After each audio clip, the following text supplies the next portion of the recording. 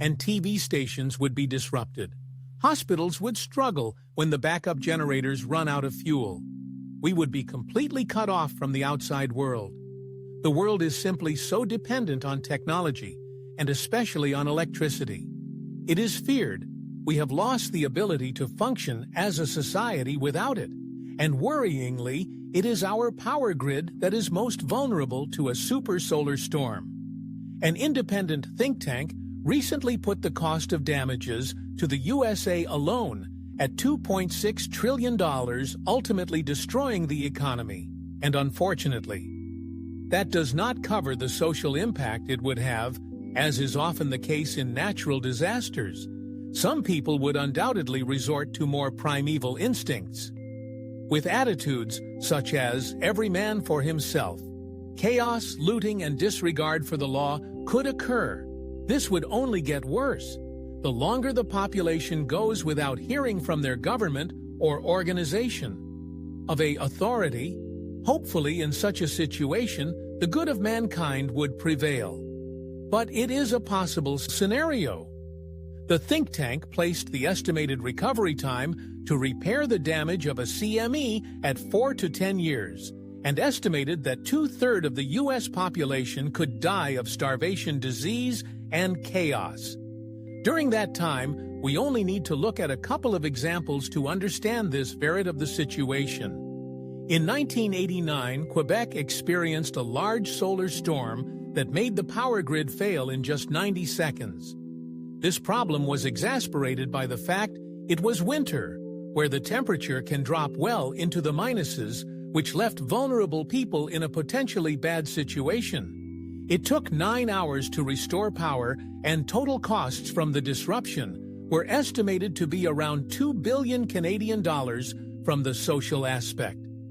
We only need to look at Puerto Rico, which is still without power for 40% of its population from the time of writing this script in early February.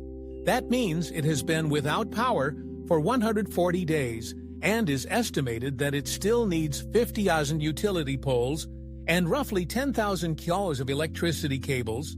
If a storm hits, it wouldn't just be an island that is rendered powerless. It would be an entire hemisphere. And Earth has had some very near music misses. A Carrington Seas event could have been a reality in 2012, where a huge CME was ejected from the sun. This was the biggest CME that has been recorded with modern technology, and it directly hit one of the stereo satellites that was observed in solar activity. It is the charged particles that caused this distortion effect shortly after this solar flare, and had it hit Earth, the hypothetical disaster scenario could have become a reality due to lack of historical evidence. We have no way to predict when the next big CME could hit Earth. As far as we know, a CME even bigger than the current Inton event could hit us tomorrow, or the next one could be in a few thousand years. But what mitigation plans does the world have in case of such an event? Since 1995, NASA have placed a telescope in orbit which is constantly monitoring the sun for music CMEs. As light travels much faster than the speed of a CME, it would roughly give us about 1 hours warning before the CME hit Earth. If everyone was acting fast enough, this might be enough time to turn off some of the power stations, thus protecting the electricity grids. This is called the Solar Shield Program, and astonishingly, the U.S. is currently the only country to have such a program in place.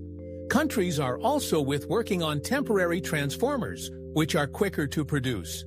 Additionally, countries throughout the Western world are currently in the process of proposing upgrades to the power grids that would not allow a surge of electricity caused by a geomagnetic storm to destroy the network. This process, however, is slow and bogged down by bureaucracy. It seems countries are in no rush to foot the bill to upgrade the infrastructure. These measures to protect the power grid are not already in place worldwide. It also seems that most people in the world are not even aware of CMEs, but rather fear much less likely scenarios, like an asteroid hitting Earth or aliens invading mankind as a whole. is shockingly unprepared for a natural disaster caused by a super solar storm. George H. Baker, Professor Emeritus from James Madison University, spoke before the House Committee on National Security in the United States and gave this explanation for the reason progress is not getting made.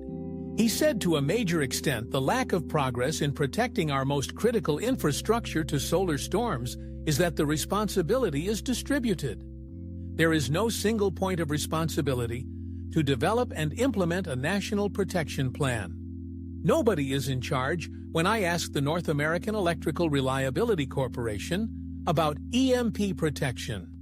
They informed me we don't do EMP. That's a Department of Defense problem. The Department of Defense tells me EMP protection of the civilian infrastructure is a DHS responsibility. DHS explained to me that the responsibility for the electric power protection is within DO, since they are the designated sector-specific agency for the energy infrastructure.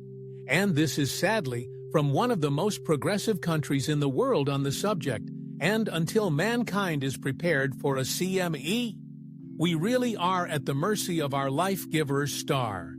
It doesn't take much to learn that the Earth is facing an energy crisis.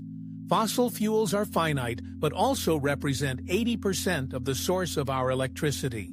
At some point, we will inevitably run out, whereupon we will either need to get our energy from somewhere else or brace ourselves for the shocking reality of a world without machinery, computers, and phones. If the idea of pushing a plow all day in an agrarian society doesn't quite align with your life goals, then you'll be in favor of